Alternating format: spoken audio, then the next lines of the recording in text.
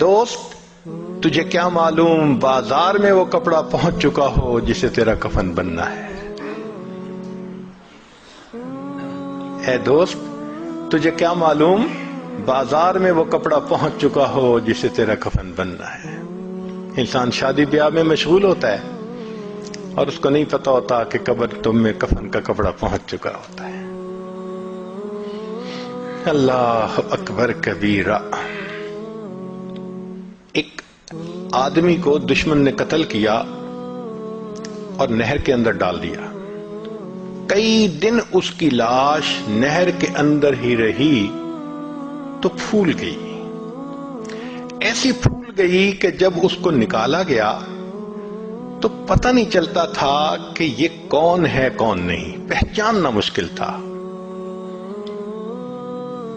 یہ بھی پتہ نہیں تھا کہ کس شہر کا ہے. چنانچہ پولیس نے کاغذی کارروائی کر کے جو قریب بستی تھی اس کے عالم کو کہا کہ بھائی آخر مسلمان ہیں، آپ اس کو نہلا دیں، کفنا دیں اور دفن کر دیں، ہمیں تو اس کے وارث کا کوئی پتہ نہیں. لو جی، امام صاحب نے بستی والوں کو کہا کہ لوگوں نہلا تو میں دوں گا، میرے پاس کفن کے پیسے تو نہیں ہیں، تو کفن کے پیسے دو. دیہاتی علاقوں میں لوگوں کے پاس کھانے پینے کے لیے چیزیں تو ہوتی ہیں، سپینڈنگ کیپیسٹی نہیں ہوتی، کیش نہیں ہوتا. انہوں نے کہا مولانا اعلان کر دو مسجد میں. بستی میں اعلان ہوا، لوگوں لاوارث نعش ہے، کفن خریدنا ہے، اس کا چندہ کرو. کوئی 5 روپے لایا، کوئی 10 روپے لایا.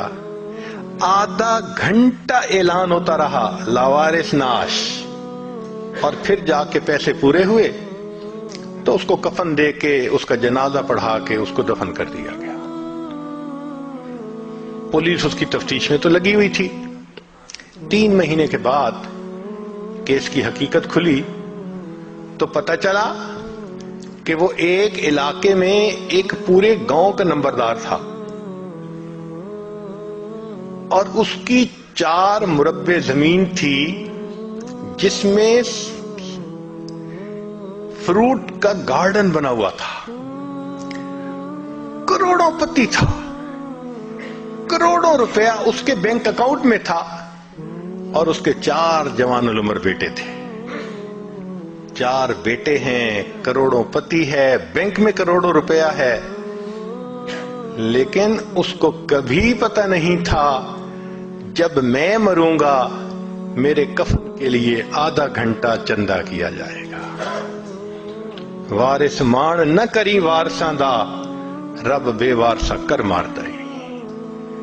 فرماتے ہیں کہ اے وارث تو اپنے وارثوں کا مان نہ کرنا، اللہ تعالیٰ کبھی کبھی بندے کو لاوارث کر کے مار دیا کرتے ہیں. کیا پتہ کس حال میں موت آئے. اس لیے نبی اسلام نے فرمایا کن فی الدنیا کأنک غریب او عابر السبیل. دنیا میں ایسے زندگی گزارو جیسے کوئی مسافر ہوتا ہے یا جیسے کوئی پردیسی ہوا کرتا ہے. جو پردیسی ہوتے ہیں نا ان کے ذہن میں ہر وقت ہوتا ہے ہم نے واپس جانا ہے. ہم بھی یہاں پردیسی ہیں. ہر وقت یہ سوچ رہنی چاہیے کہ ایک دن ہم نے واپس اپنے وطن جنت جانا ہے. مگر غفلت آ جاتی ہے، اور غفلت بھی کیسی کہ بندے کو مرنا یاد ہی نہیں ہوتا.